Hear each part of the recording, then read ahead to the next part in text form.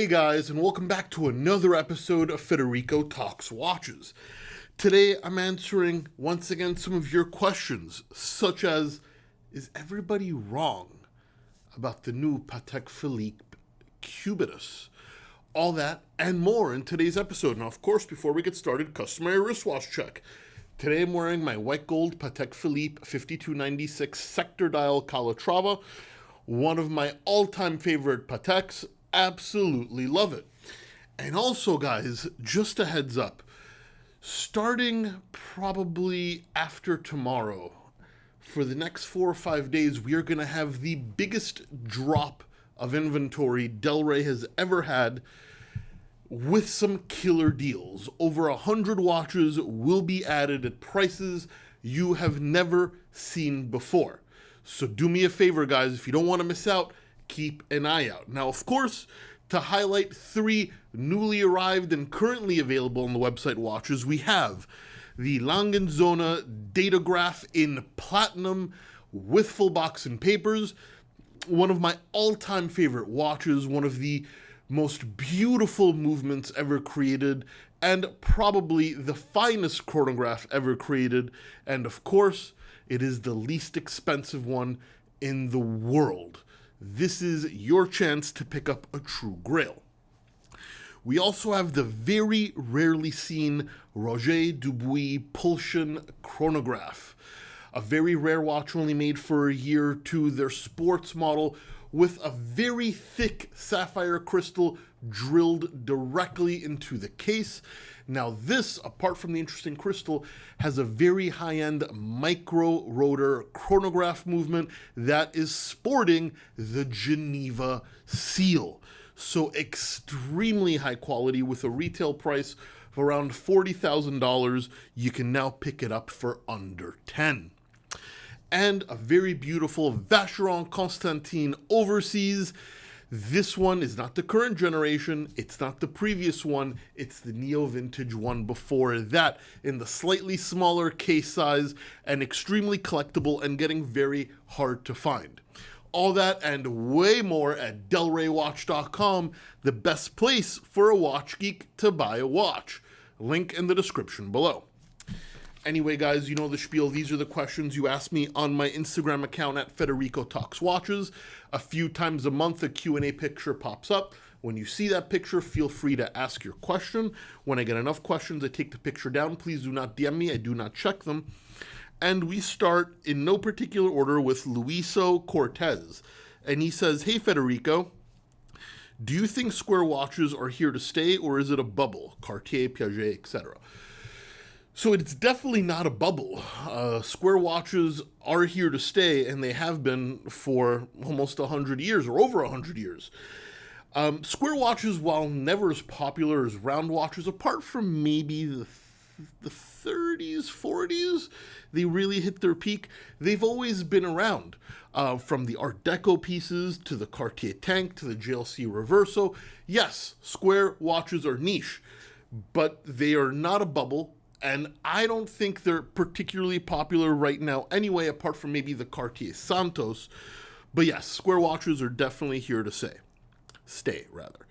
Flaho Schmidt says, "Hey Fed, which brand has the best value for money regarding vintage watches?" So to go more mainstream, I would definitely say Omega and Longines, particularly the Omega non-sports models. Well, the Seamaster, but not like the Seamaster Diver, the Seamaster dress watches. You can still pick those up well under $1,000. You can pick up DeVille's vintage from the 50s, 60s, and 70s for well under $500. And Longines, especially if you don't go chronograph, because everybody loves the 13ZH chronograph from Longines, but if you go time only, Longines had some very interesting in-house movements that you can pick up for $300 to $400. If you're okay with the smaller sizes, Longines and Omega offer a crazy value for money in the vintage market. R. Resendez, "Hey Fed, great content. Thank you. Any thoughts about the new square Patek?" I'm sure you mean the Cubitus. So, this has been a release that a lot of people, including a lot of dealers, have really not liked.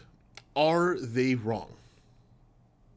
No, of course they're not wrong. This is an awful release. Patek Philippe was smoking a heavily loaded shisha bong pipe when they released this. I mean, it's basically the same complications as the Nautilus in a very strangely proportioned square watch no one asked for that they claim is entry level, even though the entry-level Cubitus is still about double the price of an entry-level Calatrava, and the Calatrava is in gold, so that makes no sense. And then Thierry Stern, the president of Patek, said all the haters, he said in an interview, all the haters don't matter because they've never owned a Patek and they probably never will. Well, guess what? I own a Patek, and I hate it. Total piece of shit. Hideous. I mean, will it sell for over retail? Sure, just because of the hype monsters. But I've yet to speak to anybody that actually said, you know what? That's a really nice watch. Or, better yet, you know what? That's not a bad watch. Everybody I've spoken to has widely thought it was a gross neo-vintage release. Now, I'm sure the quality's super high. It's Patek Philippe after all.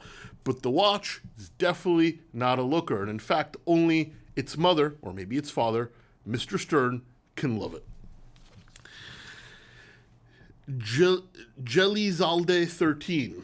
Hey Fed, what is the issue with ADs activating factory warranties when selling to gray market dealers? Do they really care? So I think you're asking, you know, like, why don't they activate the warranty when ADs sell to gray market dealers? Which in fact is a thing. When a gray market dealer buys from an authorized dealer, they don't generally activate the warranty. And that is because authorized dealers are not supposed to sell to gray market dealers. And if they activate the warranty, it either has to be under a fake name or somehow the brand can track that they sold to a gray market dealer. The authorized dealer can get in trouble. Now, brands force authorized dealers to buy too much product, and then the authorized dealers dump the excess product to the gray market dealers. But they don't activate the warranty because they don't want to get caught dumping, even though it's the brand's fault because they forced them to buy excess inventory in the first place. But yes, there is an issue with activating factory warranties if they're selling to the gray market because they don't want the brands to know that they're selling to the gray market. Anyway, guys, that's it for today. Please give this video a thumbs up if you enjoyed it, or if you hate the Patek Cubitus, and don't forget to subscribe so you don't miss any more content. Thank you so much, and I'll catch you in the next one. Take care.